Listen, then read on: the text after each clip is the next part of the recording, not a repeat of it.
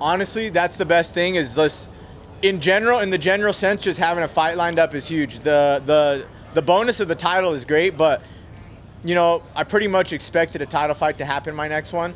There was always, weird times when you didn't necessarily know exactly what was going to happen, but I knew the next one would be a title shot. Didn't know who, so just the fact to have a fight, it's great. Haven't fought since June. Obviously, been training, and it's hard when you know a big fight is in your future and you have to wait for it. So, but I think a lot has to do with Cejudo and the injury, but a lot also just has to do with the whole double champ thing.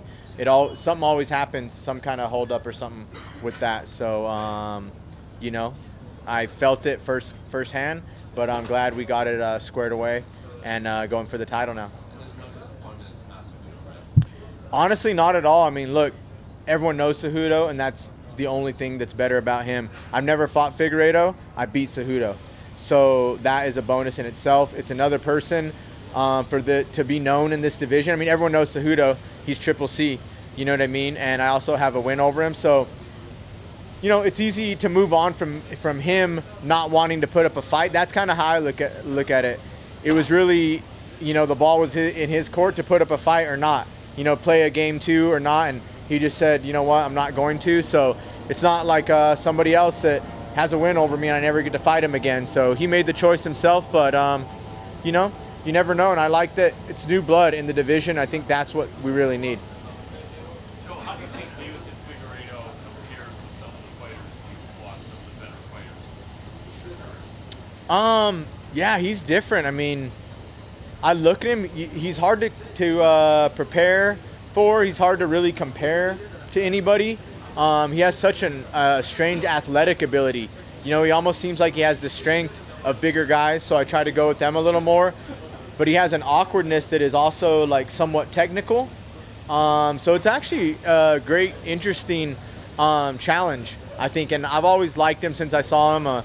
I'm a fan of the division, and when I see like scary flyweights that are going out there and finishing people, and for the most sense, like, look like badasses, like he does.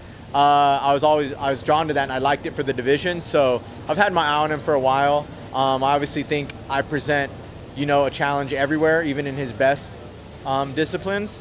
So yeah, it's exciting, but he's hard to honestly compare to anybody else at the same time. You fought better fighters, I think. Yes. Yeah, I mean, I fought the one guy that beat him. I've beat him twice. But as you see in this sport, that like MMA math kind of like roundabout, that it doesn't really matter. All that matters is exactly what happens that night at that time. Like, I'm a huge believer in that. Like, you have to prepare every day to give yourself a chance, but that only gives you a chance. Every day gives you a bit of more of a chance. And like, every fight could go different if the fight was 5 minutes later. If I walked out 5 minutes later or something. So it's all about preparing yourself for that moment. But it's just, yeah, I fought better fighters and I beat better fighters, but it's like I still have to beat him, and that's what it comes down to. Last question for me. Of course. No, just, actually, funny enough, I just sat with him for the Andre fight, which I thought Andre won the fight, first and third round. I'll just put that on record. Andre Fili, I thought won that fight. But no, I was just sitting with Faber though, and he just said, dude, so excited for you, and more just positive reinforcement, which that's great. That's how we thrive, so it was good.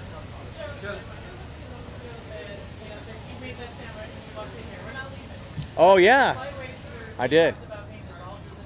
Yeah. As of now, with this vacant title on the line, like, how much do you feel it's so important for you to make that kind of statement that keep the UFC flyweight division going strong? Yeah, it's crazy. Like, I always felt that pressure because it's funny to think of, and I don't think about it that much because it's stuff I like block out of my mind. But like, I did this when the flyweight division was starting, the very first title fight. And it's very similar to this one, and I'm still in it, like past like 3 generations of title contenders, right? Including me, and I'm still there, and it feels very similar. Whereas like the first one, like you're supposed to represent it, you're supposed to win, and then it's supposed to have this, so it feels very similar. So as far as the pressure part of it, it's not that different because I felt that the whole time. The division is new and has always been new. So you're always still fighting, with a little bit of not only the pressure you put on yourself, but a pressure if you start a division and care about it, with the pressure to kind of like represent it. So to me, I like it because it's just a bigger, it's a bigger fight to represent it. I used to be able to represent it here on this card, So doing it in a title fight on ESPN is just is a nice time. Joseph, people don't talk about it a lot, but you've been, at the top since the days of the WEC at 135, years ago. Here you're still at the top, you're fighting for the title. What's been the secret for yourself for your longevity to be at the top? Oh, I love you asked that. Honestly, a lot of luck, I would say. Because I think everything's luck. Like, just the fact that one person can do this and another person can do that, like, it's easy to say, oh, well, I was able to do this or do that, or I worked hard, but that's not a recipe. Like, you're just lucky along the way. But to answer the question, my main source of longevity, I think, for me is gratitude, because I honestly feel lucky every day, like, to do this. Like, I was excited to, like, film everybody, and, like, going in to work out. I have a positive, I think I just feel lucky every day, like, and I try to just remember that every day.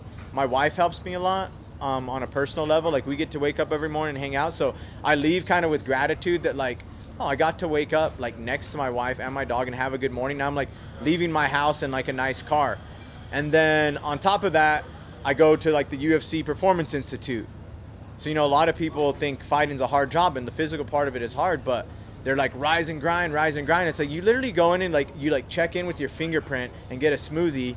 You can go sit in the sauna. A guy has, like, a workout for you on, like, an iPad. So at the end of the day, you just are like, wow, I'm so lucky to do this. And when you feel lucky for something, you really want to hold on to it. So in fighting, it obviously takes inspiration. And you need that inspiration every day. Sometimes you lose it if it's just like, I had a bad childhood. Like, you can't be motivated by that for so long. Or my dad was an asshole. Like, you can't be motivated by that long.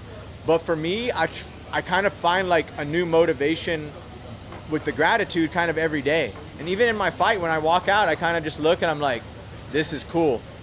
And I, like, feel lucky. So you're more likely, I think, to want to hang on to something and try a little harder when you just, feel like something, like, you're lucky doing something. So honestly, like, the gratitude I feel every day helps me.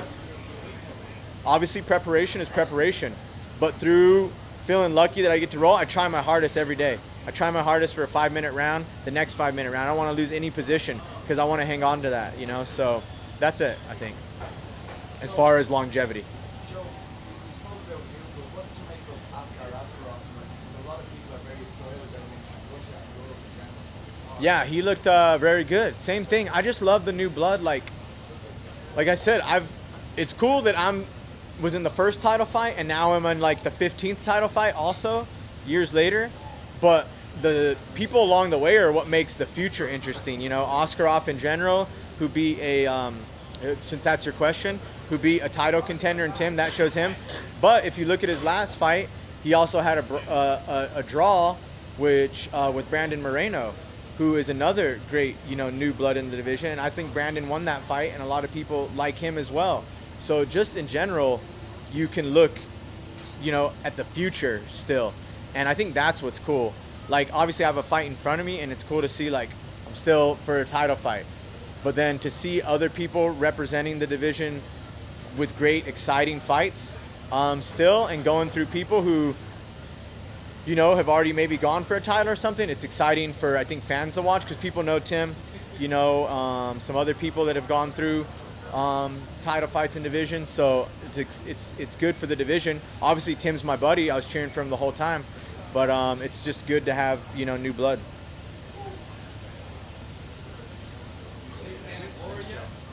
No, I did not.